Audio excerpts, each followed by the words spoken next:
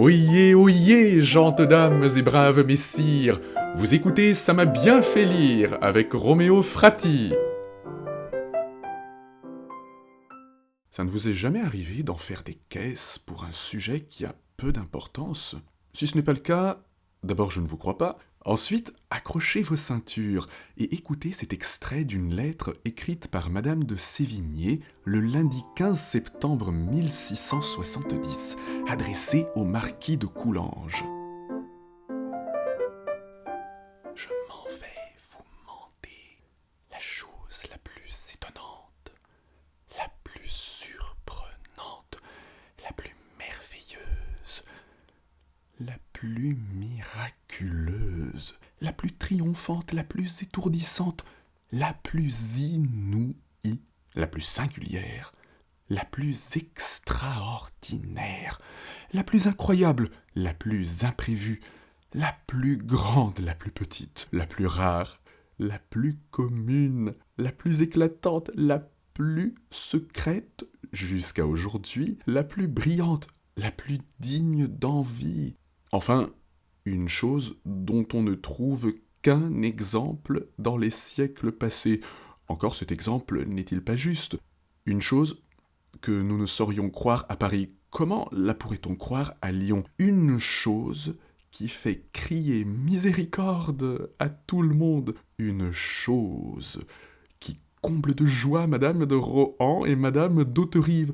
Une chose, enfin, qui se fera dimanche, où ceux qui la verront croiront avoir la berlue. Une chose qui se fera dimanche, et qui ne sera peut-être pas faite lundi. Je ne puis me résoudre à la dire, devinez-la. Je vous le donne en 3, jetez-vous votre langue au chien. Eh bien, il faut donc vous la dire, Monsieur de Lauzun épouse dimanche au Louvre. Devinez qui?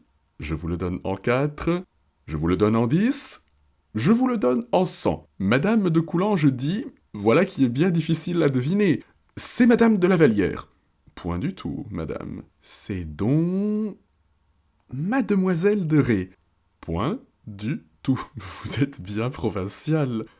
Ah, vraiment, nous sommes bien bêtes, dites-vous. C'est Mademoiselle Colbert. Encore moins. C'est assurément Mademoiselle de Créquy. Vous n'y êtes pas. Il faut donc, à la fin, vous le dire. Il épouse, dimanche, au Louvre, avec la permission du roi, Mademoiselle Mademoiselle, devinez le nom?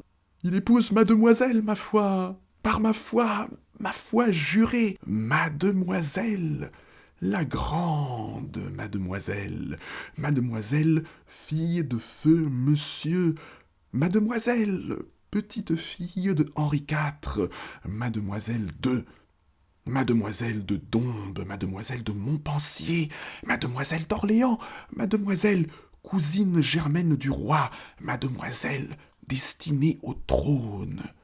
Mademoiselle, le seul parti de France qui fut digne de monsieur. Voilà un beau sujet de discourir. Elle n'exagère pas du tout, Madame de Sévigné. Bon, un peu de contexte, pour commencer, cette lettre évoque Anne-Marie-Louise d'Orléans, duchesse de Montpensier, surnommée effectivement la Grande Mademoiselle. Elle est au cœur de plusieurs intrigues de la cour de Louis XIV. Elle cultive une réputation de femme de caractère et, accessoirement, il s'agit de la princesse la plus fortunée d'Europe. Autant vous dire que ça se bouscule au portillon pour la pécho. Elle épouse le duc de Lauzun entre 1670 et 1671 dans le plus grand secret. C'est sûr qu'une femme pareille devient la cible de toutes sortes de potins dans le milieu mondain de la cour. Ce qui est absolument tordant dans cette lettre, c'est l'écart. Que dis-je l'écart? Le fossé entre la futilité de l'événement et la virtuosité de l'écriture qui exagère complètement l'importance de ce mariage. Bon, c'est un mariage quand même, donc ce n'est pas rien. Mais là, Madame de Sévigné semble quand même nous annoncer que les poules ont désormais des dents. Vous écoutez Ça m'a bien fait lire avec Roméo Frati. Retrouvons-nous sur Deezer, Spotify, Podcastix, Apple Podcasts et YouTube. Jusqu'au revoir.